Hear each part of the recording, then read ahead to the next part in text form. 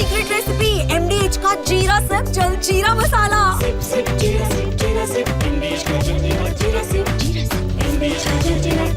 राष्ट्रपति Donald Trump का Alaska वार्ता के बाद एक बहुत बड़ा बयान, एक बड़ी स्टेटमेंट सामने आ रही। क्या है ये आपको बताते हैं। सीज फायर नहीं बल्कि इस जंग का, इस युद्ध का अंत चाहते हैं पुतिन।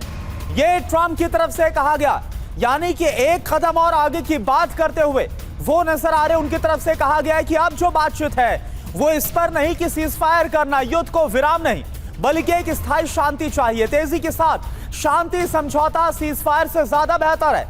पुतिन जंग को जड़ से ही खत्म कर देना चाहते हैं। और पुतिन ने कल बोला भी था अलास्का में कि वो जो जड़ है इस जंग की, उसको भी वो खत्म कर देना चाहते, हटा देना चाहते हैं।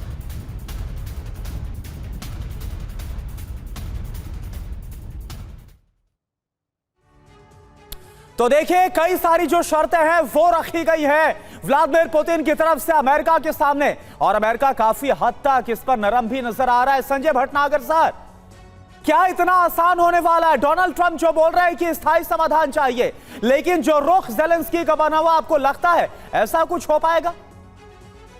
डोनाल्ड ट्रंप ने, हमने देखा कि पिछले कुछ घंटों में, स्पेशली लास्ट 2 दिन में, डोनाल्ड ट्रंप की तरफ से एक चेंज ऑफ स्टांस आया है। शुरू में उन्होंने बात शुरू करी थी, वो था कि सीज फायर नहीं होगा तो बहुत भारी नुकसान पहुंचाना पड़ेगा। जबकि वार्ता शुरू हुई और उसके कुछ घंटे पहले से उनका स्टांस चेंज हुआ, बोले लॉन्ग टर्म सोल्यूशन, जो पुतिन ने बहुत अच्छे से एम्फेसाइज किया है। अलास्का की जो मीटिंग हुई है उसमें मेरे को लगता है पुतिन ने करीब 2.5-3 घंटे में बहुत क्लियर टर्म्स में बताया है बैकग्राउंड क्या है इस पूरे कॉन्फ्लिक्ट का, और कैसे प्रीवियस यूएस एडमिनिस्ट्रेशन ने उनको एक तरह से धोखा दिया और नेटो को एक्सटेंड करके उनके ऑलमोस्ट बॉर्डर पे लाने की कोशिश करी है, जो वो पुतिन नहीं चाहते हैं। और वही एक प्रॉब्लम है जो बाइडेन एडमिनिस्ट्रेशन ने नहीं रिजॉल्व करी, उसके कारण ही सारा युद्ध शुरू हुआ है।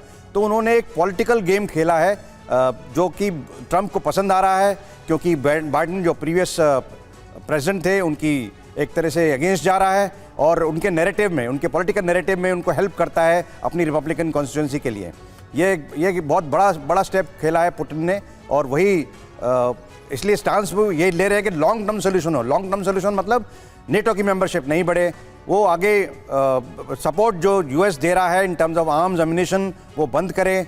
और यूएस ने पहले ही इसको एग्री कर लिया है कि वो वहाँ पे अपने जो सैनिक हैं वहाँ पे फिजिकल प्रेजेंस नहीं करेंगे। तो काफ़ी हद तक लगता है पुतिन के लिए बड़ी प्लस वार्ता रही है अभी तक।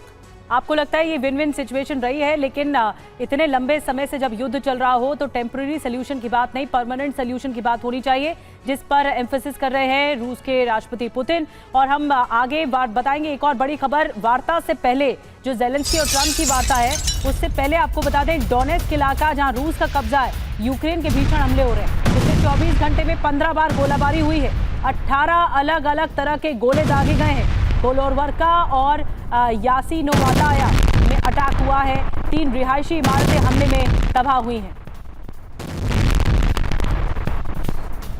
ये है सीक्रेट रेसिपी MDH का जीरा सिप जलजीरा मसाला।